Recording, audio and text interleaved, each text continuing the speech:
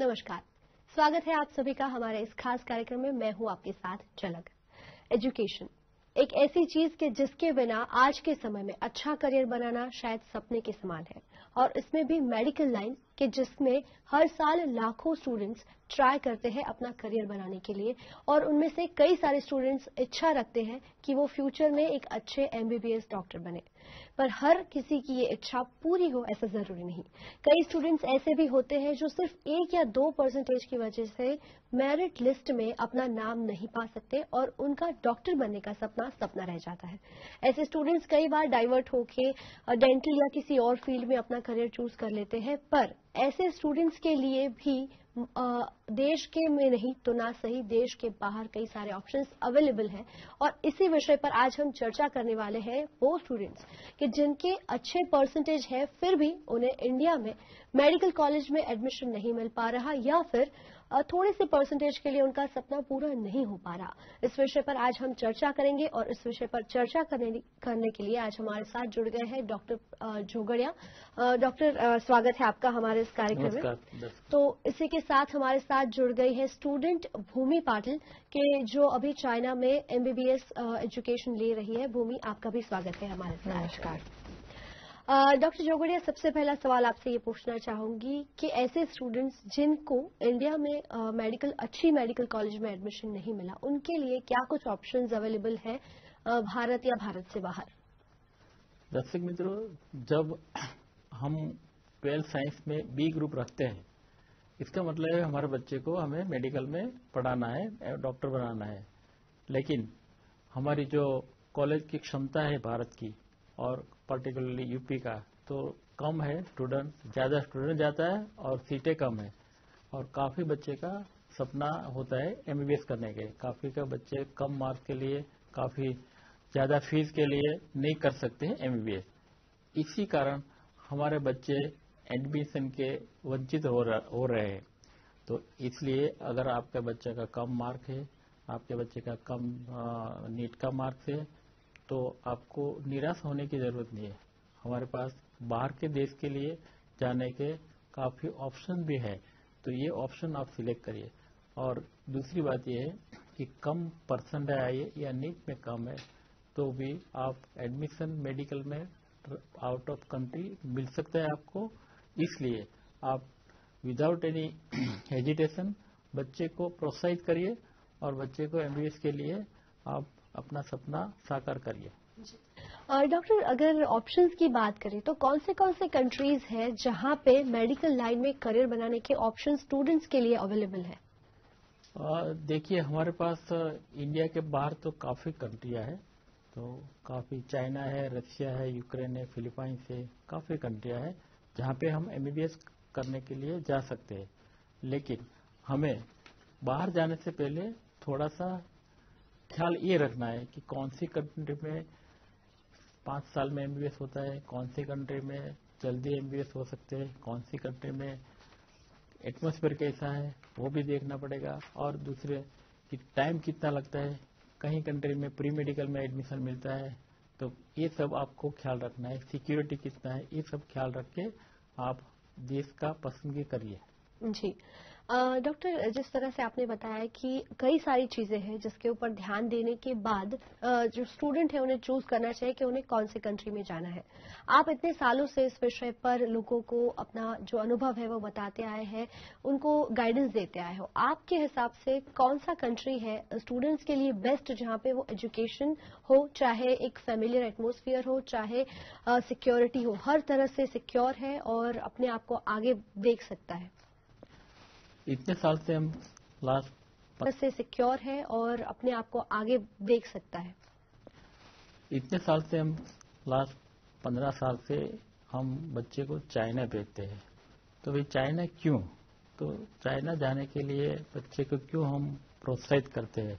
इसका कारण ये है कि चाइना हमारा शुरू हुआ 2002 में, जब वाजपेयी जी बड़ा प्रधान थे, प्राइम मिनिस्टर, उसी टाइम वो चाइना गए और हमारा इंडिया और चाइना का एक रेसिप्रोकल एग्रीमेंट हुआ है। तो वो एग्रीमेंट के हिसाब से 2005 से हमारे इंडिया के बच्चे चाइना जाने लगे, और इससे पहले हमारे बच्चे रशिया, यूक्रेन, फिलीपाइंस जा रहे थे। लेकिन जब चाइना शुरू हुआ तब चाइना का बच्चा जब 2010 में आए तो बच्चे का स्क्रीनिंग टेस्ट का रिजल्ट खूब अच्छा था और 90% तक बच्चे पास हो गए फर्स्ट ट्राई में। इसलिए हर साल बच्चे इंडिया से ज्यादा बच्चे चाइना जा रहे हैं। एज ऑन टुडे 22,000 से ज्यादा बच्चे अभी चाइना में पढ़ रहे हैं। दूसरी कंट्री के हिसाब से आपको 4.5-5 साल में यहाँ एमबीबीएस खत्म होता है। तीसरा, साउथ चाइना में जो एटमॉस्फेयर है वो इंडिया जैसा है। इसी हिसाब से बच्चे हमारे, तो हमारा यूपी का एटमॉस्फेयर कैसा है उसी तरह का एटमॉस्फेयर रहता है, तो बच्चे को परेशानी कम रहती है, ठंड भी कम रहती है।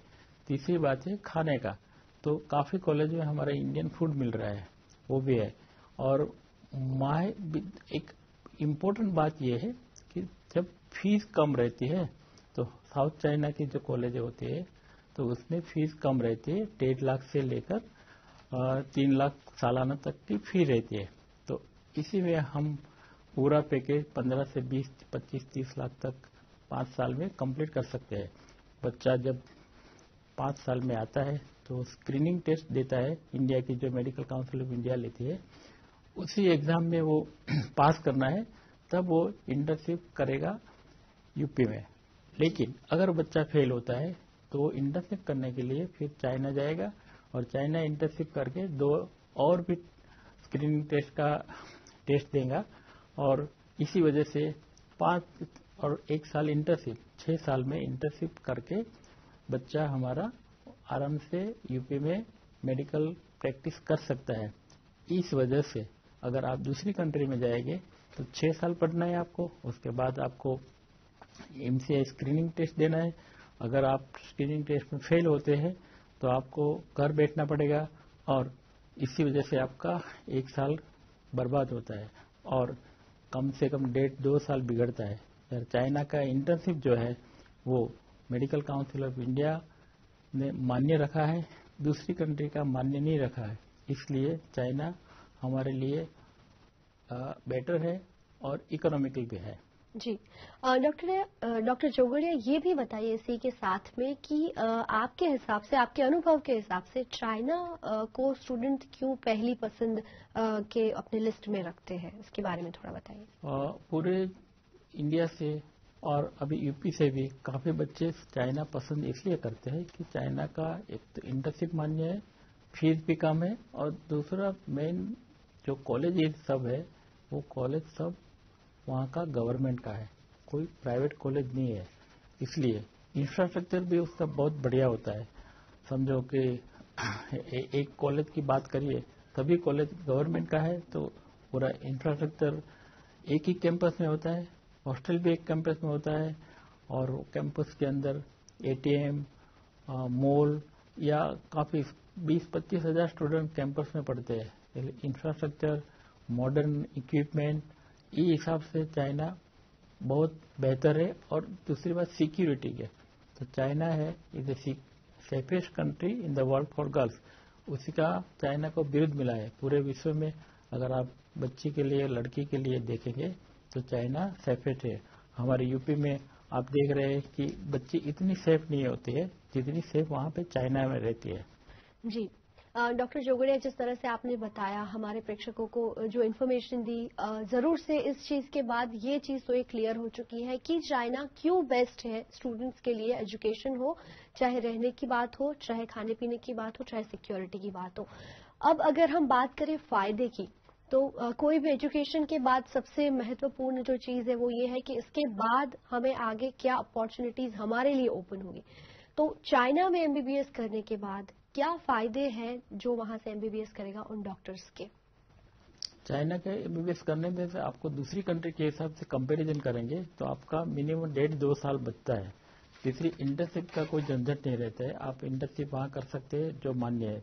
तीसरा, कॉस्ट वाइज देखिए तो दूसरी कंट्री में आपको फीस ज्यादा भरना पड़ेगा। यहाँ पे 1.5 लाख से लेकर 3-3.5 लाख तक की फीस रहती है सालाना। हॉस्टल भी 30,000 से लेकर 60,000 रुपीज पर सालाना रहती है और दूसरा कोई एक्स्ट्रा खर्च नहीं होता है। दूसरी कंट्री की हम बात करें तो यहाँ पे जो आपको फीस बताई जाएगी वो 5 साल के लिए वही रहेगा। और सिक्योरिटी मैंने पहले बताया, सिक्योरिटी सेफ है। और दूसरी, हमारा पड़ोस का देश है, आने जाने में दिक्कत नहीं रहती है। एटमॉस्फेयर हमारा जैसा रहता है, सिक्योरिटी टाइट है, इसी हिसाब से हमारे लिए चाइना इतना है। इसलिए अभी ज्यादा बच्चे चाइना इंडिया से जा रहा है।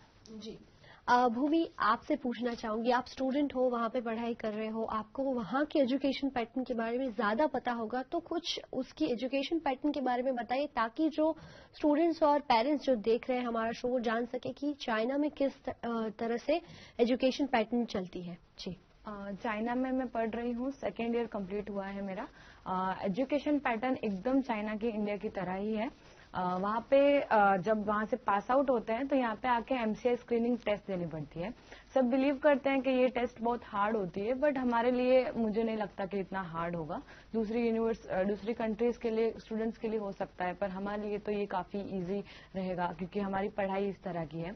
MCI के एग्जाम में जो 19 सब्जेक्ट्स होते हैं वही सब्जेक्ट्स हमको यहाँ पढ़ाए जाते हैं। पूरे वही ऑथर्स की बुक्स हम यूज करते हैं जो इंडिया में यूज की जाती है स्टूडेंट्स से। इसलिए MCI की पैटर्न है, उसी हिसाब से हमारी स्टडी पैटर्न है, इसलिए कोई हमको वहाँ पे प्रॉब्लम नहीं आ रही है पढ़ाई में। ऊपर से जो टीचर्स है वो भी इंडियन टीचर्स होंगे और हमको एकदम उनका सब हमको इजीली समझ में आ जाता है, इसलिए हमारे लिए वहाँ पे स्टडी एकदम इंडिया के तरह ही है। हमको बहुत इजी हो जाता है हमारे लिए स्टडी।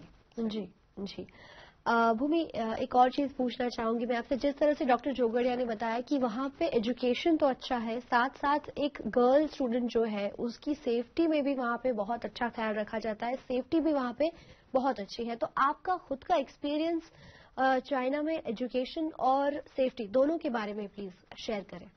मेरा एक्सपीरियंस वहाँ पे बहुत ही सही रहा है। हम सेफ्टी के तरीके से देखें तो एकदम सेफ है। चाइना में ऑलमोस्ट 0% क्राइम रेट है। हमें वहाँ पे फुल्ली CCTV कैमराज लगाए गए हैं हर जगह पे। आप डॉर्मेट्री में देख लीजिए, आप पूरे कैंपस में देख लीजिए, हर जगह कैमरा है, तो हमारे लिए एकदम सेफ है। वहाँ पे कोई रैगिंग या ऐसा कोई लड़कियों के साथ कुछ नहीं होता है, तो हमारे लिए बहुत सेफ है। आप देखेंगे तो हॉस्टल से लेके हर जगह कैमरा है, गर्ल्स डॉर्मेट्री अलग बनाई गई है, और मतलब कोई भी आपको प्रॉब्लम हो तो तुरंत आप CCTV कैमरा में जाकर सब देख सकते हैं। इसलिए as a girl I am studying there, so it's very safe for me. I experience it as very nice experience. और मेरी वहाँ पे पढ़ाई अभी तक तो बहुत अच्छी हुई है, इसलिए मुझे कोई वहाँ पे ऐसा कोई एक्सपीरियंस हुआ नहीं है। तो कार्यक्रम में फिलहाल समय हो चला है एक छोटे से ब्रेक का। मिलते हैं एक छोटे से ब्रेक के बाद।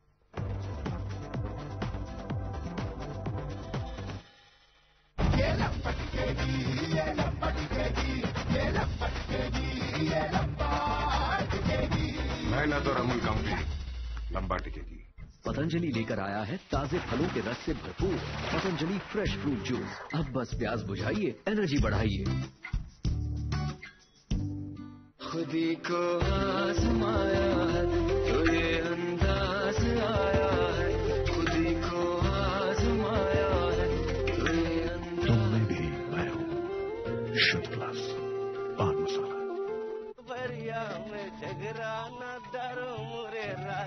अरे का भवा राघो भैया, काहे इतना उदास बैठे हो? अरे का करी पूरन भैया, खेती में बड़ा नुकसान हो गया है, खेती कैसे करी। Bajaj Allianz general insurance company limited Uttar Pradesh के 12 जिलों में धान, मक्का, ज्वार, बाजरा, मूंग, तिल, अरहर, मूंगफली और उड़द के लिए प्रधानमंत्री फसल बीमा योजना के तहत ग्राम पंचायत स्तर पर अधिकृत रूप से काम कर रही है। ऋणी अऋणी किसान भाई इन फसलों का बीमा कराएं और प्रधानमंत्री फसल बीमा योजना का लाभ उठाएं। खरीफ की फसल की सुरक्षा के लिए अपने निकटतम जन सुविधा केंद्र, प्राथमिक सहकारी समितियों, ग्रामीण एवं व्यावसायिक बैंकों की किसी भी शाखा में जाकर अपनी फसल का बीमा करा ले।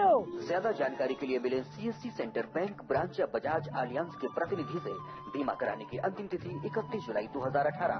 हम रिश्तों की अहमियत को समझते हैं, इसलिए हर रिश्ते को बखूबी निभाते हैं। इस घर में अंडे देने से हमें कोई नहीं रोक सकता। मैं रोक सकता हूँ। तुम्हें पता नहीं हमें एडिस मच्छर जो फैलाते हैं डेंगू और चिकनगुनिया। मास्टर जी ने स्कूल में डेंगू मच्छर से बचने की सारी जानकारी दी है। अच्छा बच्चों, हमें चैलेंज जगह तो जरूर मिलेगी। नहीं मिलेगी, नहीं मिलेगी।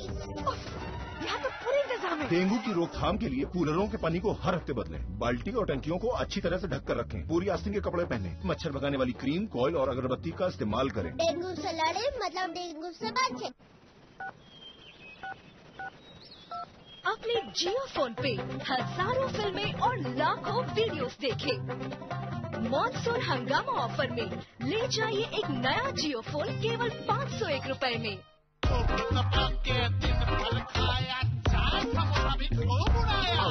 अब गैस बचाऊं कैसे? पेश है मुल्तानी पश्मीना, खाया पिया सब बचाए, पाचन शक्ति बढ़ाए, कुछ नहीं बचेगा।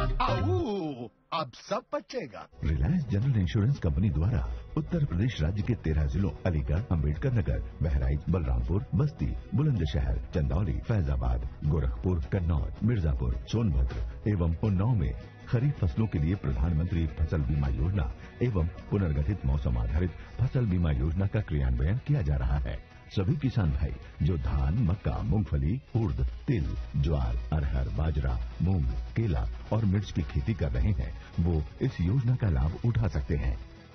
फसल बीमा हेतु अथवा योजना की अधिक जानकारी के लिए निकटतम ग्राहक सेवा केंद्र, बैंक शाखा, सहकारी समिति, कृषि विभाग अथवा बीमा कंपनी के टोल फ्री नंबर 1800-3002-4088 पर संपर्क करें।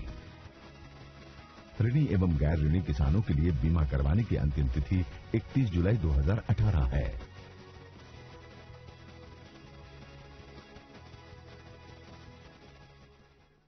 अगर मच्छरों को हमेशा हमेशा के लिए भगाना है तो चाहिए 100 कॉइल्स का पावर। 100 कॉइल्स के पावर वाला नया गुड नाइट पावर चिप। इसकी आधुनिक जेल टेक्नोलॉजी सारे मच्छरों को करे चित।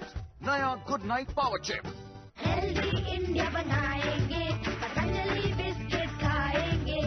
पतंजलि बिस्किट 100% स्वास्थ्य और खुशी, कोलेस्ट्रॉल, ट्रांस फैट और अनहेल्दी मैदा रहित। इंडिया खाएगा हेल्दी, बनेगा हेल्दी।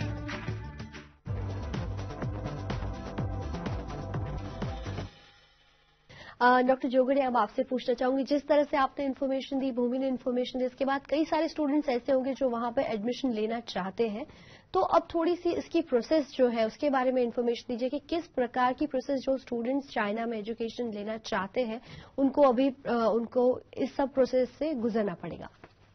झलक, बहुत अच्छा प्रश्न किया, क्योंकि हम दूसरी कंट्री की बात करें तो दूसरी कंट्री में एडमिशन प्रोसेस और वीजा प्रोसेस डिफिकल्ट है। आपको वीजा के लिए जाना पड़ता है, एम्बेसी में जाना पड़ता है। यहाँ आपको एकदम इजी प्रोसेस, आप 10+2 का मार्कशीट दो और पासपोर्ट का कॉपी दो और एक फोटोग्राफ दो और हमारा एप्लीकेशन फॉर्म है वो सबमिट करो, तो आपको घर बैठे ही एडमिशन लेटर मिल जाएगा। उसके बाद प्रोसेस है आपका वीजा का। तो वीजा का प्रोसेस भी आपको सबको मालूम है। अभी चाइना हमारा कितना फ्लाइट डेली जा रहा है मुंबई से, दिल्ली से, तो हमारा फ्रीक्वेंसी जो है वो भी कम है, इसका टिकट भी कम पड़ता है। प्रोसेस एकदम सिंपल है, आपके लिए कोई परेशानी की बात नहीं है। जी डॉक्टर जोगड़िया, ये भी बताइए इसके साथ में कि अभी तक में आपने कितने स्टूडेंट्स को चाइना भेजा है एजुकेशन के लिए और कितने स्टूडेंट्स हैं जो वहां से एजुकेशन लेने के बाद यहाँ पे इंडिया में प्रैक्टिस कर रहे हैं? आपने बहुत अच्छा क्वेश्चन किया झलक जी, क्योंकि हमारे ये भी देखना पड़ेगा ना कि वहां से कितने बच्चे पढ़कर आए। तो हमारा 1800 बच्चे भेज दिया है, उसमें से कम से कम 550-600 बच्चे इधर इंडिया में आ गए हैं जो पीजी कर रहे हैं। कोई अमेरिका में है, कोई ऑस्ट्रेलिया में है, कोई न्यूजीलैंड में है, फॉरेन कंट्री में है, कनाडा में है, और यहाँ इंडिया में मेडिकल ऑफिसर के हिसाब से काम कर रहे हैं और काफी बच्चे पीजी कर रहे हैं। कोई पीजी करके अपना प्राइवेट हॉस्पिटल भी चला रहे हैं। इसलिए आप ऐसा मत किसी की बात में मत आना कि चाइना का डॉक्टर अच्छा नहीं रहता है। चाइना से आए हुए काफी बच्चे हमारे यहाँ एम्स में भी नौकरी करते हैं, काम करते हैं, तो पढ़ाई भी अच्छी है इसलिए यहाँ पे। और अगर आप एक बार मेडिकल काउंसिल ऑफ इंडिया की एग्जाम क्लियर कर देते हैं तो आप लखनऊ की किसी भी कॉलेज से पास आए बच्चे के साथ ही गिने जाते हैं। कोई ऐसा भेदभाव नहीं रहता है कि ये चाइना से पास आउट है, ये बच्चा अच्छा नहीं है। आए बच्चे के साथ ही गिने जाते हैं। कोई ऐसा भेदभाव नहीं रहता है कि ये चाइना से पास आउट है, ये बच्चा अच्छा नहीं है। जी भूमि, मैं आपसे पूछना चाहूंगी, आप वहां पे अभी पढ़ाई कर रहे हो, हमने बात की वहां के प्रोसेस के बारे में, हमने बात की एजुकेशन के बारे में, एबिलिटीज के बारे में। अब हम अगर बात करें वहां पे रहने की सुविधा के बारे में, आपने क्या एक्सपीरियंस किया वहां पे रहना, खाना पीना, वहां की लैंग्वेज, जो सबसे ज्यादा लोगों का कंसर्न होता है कि लैंग्वेज में प्रॉब्लम ना आए, तो इन सब बातों के बारे में थोड़ा सा इन्फॉर्मेशन दीजिए। मेरा एक्सपीरियंस वहाँ रहने का बहुत ही अच्छा रहा है। हम वहाँ रहने से लेके हमको सारी चीजें अवेलेबल है, जैसे कि हमको डॉक्टर जोगड़िया ने सब बताया था वैसे ही सब चीजें अवेलेबल है। कैंपस की बात करेंगे तो 700 एकर्स का कैंपस है हमारा, उसमें सबके लिए अलग हॉस्टल्स हैं, अलग अलग रूम पार्टनर्स के साथ 2 शेयरिंग 3 शेयरिंग रूम्स अवेलेबल है। हम इजीली वहाँ पे कंफर्टेबली रह सकते हैं और वहाँ पे सुपरमार्केट से लेके लाइब्रेरी वगैरह सब है, 10 फ्लोर्स की लाइब्रेरी है वहाँ पे। फिर तुम अब देखो तो फिर वहाँ पे जो लैब है वो एशियाज हमारा 2nd लार्जेस्ट लैब है। वैसे ही हमारा कैंपस में सब कुछ अवेलेबल है, हमको कोई वहाँ पे प्रॉब्लम नहीं हो रहा है। फूड की बात करेंगे आप तो फिर फूड भी वहाँ पे 4-5 अलग अलग हॉस्टल्स अवेलेबल, हॉस्टल्स में मेस होती है जहाँ पे सारा इंडियन फूड अवेलेबल होता है। और हम देखें तो वहाँ पे भी सारी वेजिटेबल्स वगैरह अवेलेबल होती है, तो आप घर पे भी कुक कर सकते हैं। तो रहने का हमको वहाँ पे कोई प्रॉब्लम नहीं है। ऊपर से सेफ तो है ही, और हम लोग भी इसलिए चूज करते हैं क्योंकि चाइना में MBBS कंपैरेटिवली 4.5 years का है, और कंपैरेटिवली हमारे लिए इजी रह जाता है MCI स्क्रीनिंग टेस्ट पास करना वगैरह। सब सोचते हैं कि हार्ड है, बट इतना हार्ड नहीं है। वहाँ पे मैं रह रही हूँ और स्कॉलरशिप भी मिलती है आपको, चाइना गवर्नमेंट यूनिवर्सिटीज है इसलिए हर जगह स्कॉलरशिप अवेलेबल होती है, तो फीस भी कम है, ऊपर से स्कॉलरशिप भी मिलेगी। तो मेरा रहने का एक्सपीरियंस वहाँ पे बहुत ही सही रहा है। टेम्परेचर वगैरह देखे जाएंगे तो एकदम सूटेबल है, एकदम इंडिया में जो टेम्परेचर होता है वही टेम्परेचर है। तो हमको ऐसे जैसे कि आप फिलीपाइंस, रशिया और जगह देखेंगे तो वहाँ पे बहुत ही कोल्ड टेम्परेचर हो जाता है, तो वो सूटेबल नहीं रहेगा। चाइना में ज्यादा सूटेबल है वो सब चीजें। और वहाँ पे फिलीपाइंस वगैरह में आप कंपेयर करेंगे तो वहाँ पे 1.5 साल का प्री मेडिकल है, यहाँ पे ऐसी कोई प्रोसेस नहीं है, इसलिए डायरेक्टली हमारा 4.5 years का MBBS कंप्लीट होने के बाद हम इधर कंफर्टेबली रह भी लेते हैं और हमारा MBBS का सपना पूरा भी हो जाता है। जी डॉक्टर जोगड़े, आपसे पूछना चाहूंगी कि जो स्टूडेंट्स अभी वहां पे जाना चाहते हैं उनके लिए ये इन्फॉर्मेशन बहुत जरूरी है कि खर्च जो सबसे इम्पोर्टेंट रोल प्ले करता है, कि टोटल जब स्टूडेंट यहाँ से वहां जाता है और पूरा अपना एजुकेशन पूरा करता है, इस पूरे समय के दरमियान कितना खर्च जो है वो इस प्रोसेस में होता है? चाइना में आप देखेंगे तो टोटल मिला के 250 से ज्यादा मेडिकल कॉलेज है और सब कॉलेज गवर्नमेंट का है। तो आप देखेंगे तो 1.5 लाख सालाना से लेकर 3.5-4 लाख 5 लाख तक का सालाना फीस रहती है। तो ये सब कॉलेज में आपका नीट का मार्क्स के हिसाब से आपको एडमिशन मिल सकता है, और इस हिसाब से आप पकड़िए तो 5 साल में तो 4.5 साल में 15 लाख से खाने पीने के साथ और 30 लाख तक खाने पीने के साथ खर्चा होगा। ये खर्चा हम आपको ये बता रहे हैं कि आज के रेट में जो RMB का रेट है 10 रुपीज एंड 40 पैसा, इसी हिसाब से आपको बोल रहे हैं। लेकिन अगर डॉलर थोड़ा अप गया तो आपका बजट थोड़ा सा अप जा सकता है। जी डॉक्टर, इसके बारे में भी बताएं कि कई सारे स्टूडेंट्स ऐसे होते हैं जो बहुत पढ़ाई में अच्छे होते हैं, पर उनके पेरेंट्स थोड़े से साधारण होने के कारण वो लोग सोचते ही नहीं कि वो अपने बच्चे को ऐसे कहीं बाहर कोई कंट्री में पढ़ाई के लिए भेज सकते हैं। क्या इन सब स्टूडेंट्स के लिए आप गवर्नमेंट की कोई सुविधा उपलब्ध करा सकते हो, या उनको कोई स्कॉलरशिप या गवर्नमेंट से कोई हेल्प मिल सके, इस प्रकार की कोई सुविधा? चलक जी, आपने बहुत अच्छा क्वेश्चन किया है, क्योंकि हमारे जो बच्चे यूपी के हैं जो बिलोंग करते हैं शेड्यूल कास्ट, शेड्यूल ट्राइब और OBC में जो बच्चे आते हैं, उनको गवर्नमेंट 15 लाख का 4% के हिसाब से लोन देते हैं, एजुकेशन लोन, जो लोन आपको 6 साल के बाद भरना है। तो ये हो सकता है। अब जनरल कैटेगरी के जो बच्चे हैं उनके लिए काफ़ी बैंक लोन दे रही है, वो 10, 11, 12% के हिसाब से देते हैं, और वो भी आपको 6 साल के बाद जब बच्चा डॉक्टर हो जाता है और उसको जब कमाने लगता है, उसका जब सैलरी लगता है उसमें से वो भर सकता है। तो ये सुविधा भी है, हम आपको इसके लिए भी आपको पूरा हेल्प करेंगे। तीसरी बात है स्कॉलरशिप की।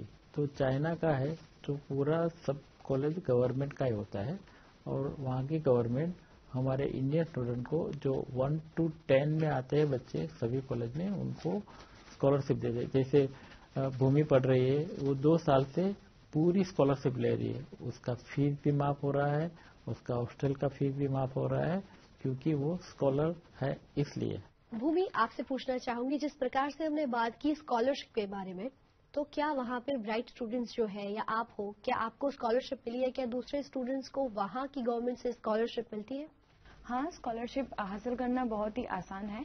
आप बस पढ़ाई करिए ध्यान से, और अगर आप अपने क्लास में टॉप 10 में आ जाते हो तो आपको इजीली वहाँ पे स्कॉलरशिप मिल जाती है, जो चाइनीज गवर्नमेंट की तरफ से होती है, क्योंकि वहाँ पे सारी यूनिवर्सिटीज गवर्नमेंट है, तो वहाँ पे आपको स्कॉलरशिप मिल जाएगी, जिसकी वजह से आपकी फीस और हॉस्टल फीस माफ हो जाएगी। तो आपको वहाँ पे पेरेंट्स को कोई बर्डन नहीं होगा, तो आपको स्कॉलरशिप मिल जाती है, इसलिए वहाँ पे स्टडी करना बहुत ईजी रह जाता है।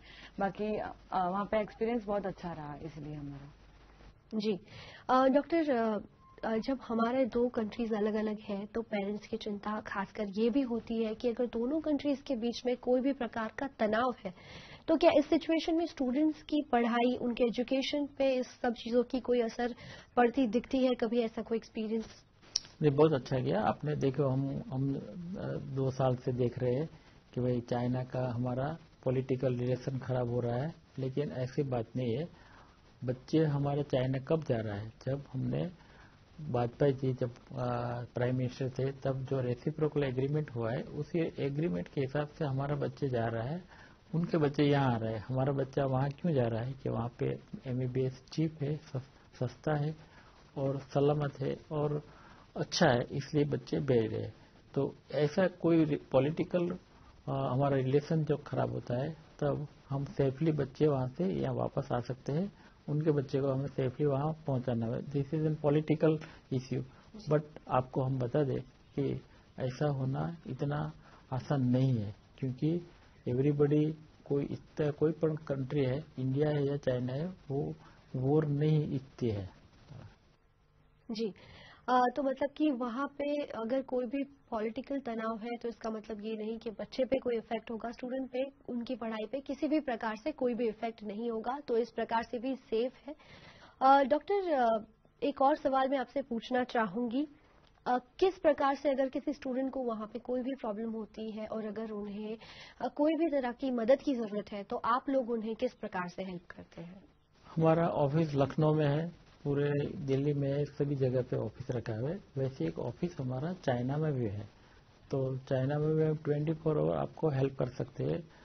वैसे तो कभी जरूरत नहीं पड़ती है, लेकिन इनकेस कोई प्रॉब्लम होता है छोटा मोटा तो हम इमीडिएटली बच्चे को हेल्प करते हैं। हमारा ऑफिस चाइना में है, तो कि चाइना में मेट्रो है, बुलेट ट्रेन है और फ्रिक्वेंसी भी ज्यादा है। सभी जितने भी कॉलेज है सभी सिटी में मेट्रो है, बुलेट ट्रेन है और एयर फ्रिक्वेंसी है, तो इमीडिएटली हमारा लड़का जो MBBS किया हुआ है वहाँ ही देख रहा है, वो लड़का आपको इमीडिएटली हेल्प कर सकता है। This is a plus point with us कि हम उनको 24 आवर हेल्प कर सकते हैं वहाँ पे। जी डॉक्टर, जिस प्रकार से आपने और भूमि ने इन्फॉर्मेशन दी है, कई सारे स्टूडेंट्स ऐसे होंगे जिनको अभी चाइना जाने में इंटरेस्ट है या जो जाना चाहते हैं।